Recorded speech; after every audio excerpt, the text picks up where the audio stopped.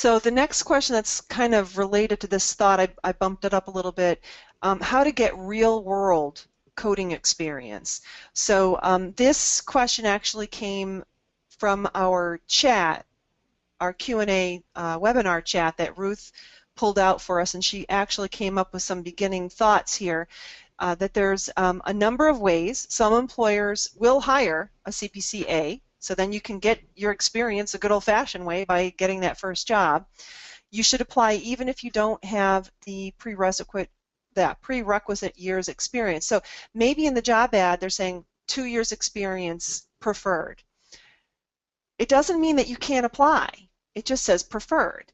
And sometimes it'll say 2 years experience, but if they'll normally say only apply if you have 2 years experience, if they're truly going to throw out your resume if you don't meet that.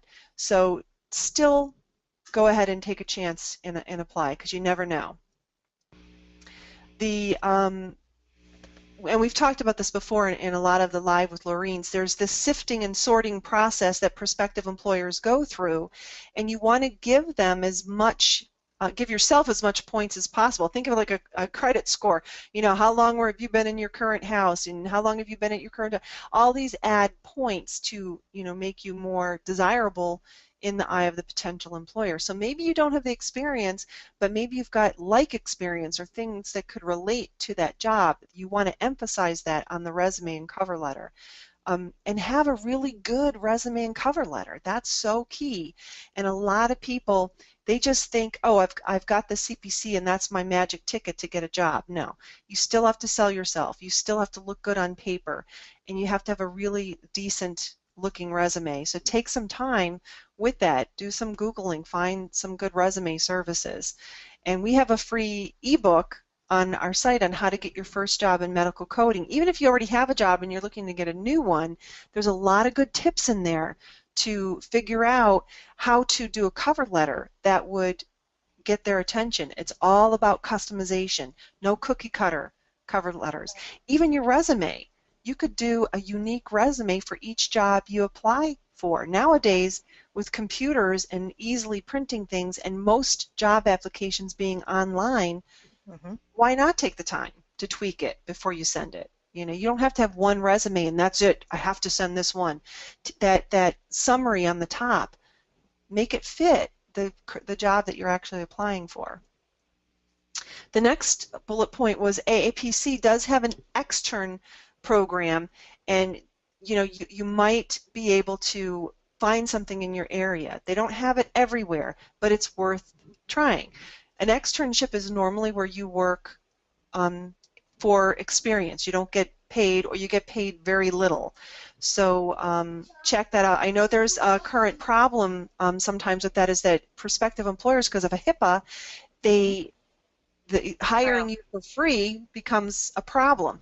So don't get discouraged if that happens. Keep, you know, looking. So, well, you could pay me $1, but be aware of that. Check that out. And that's the link there that Lori can share with you in Facebook. AAPC also has practicode. Practicode is a product that Avia Code created and AAPC purchased this past summer. And they give you experience with real cases that remote coders would do using their system. So they've got some real life cases that you could practice on, and the AAPC does waive some of the work experience requirement with that. And last but not least, CCO has just launched an internship program. We announced it last week, and I've gotten over, I'd say, 25 applicants. We're going to probably limit it to 10 at a time, because we really want to make sure we give them, you know, good experience.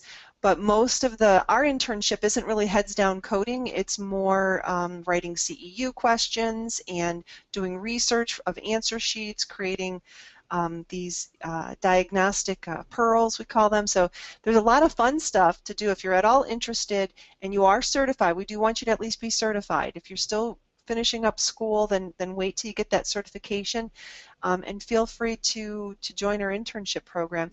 We normally expect about 5 to 10 hours a week commitment till you reach about 250 hours, and then you can re-up if you want to do even more than that.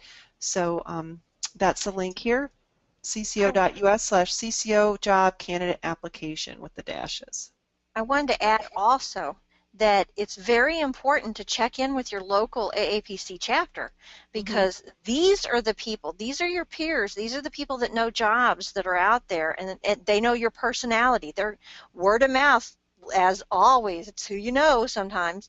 And so let them know, I'm looking to get some some experience. I want, is there an internship, or is there a position that is maybe part-time? They just need a little help, but they only want somebody to come in for 10 hours a week, anything to get your foot in the door.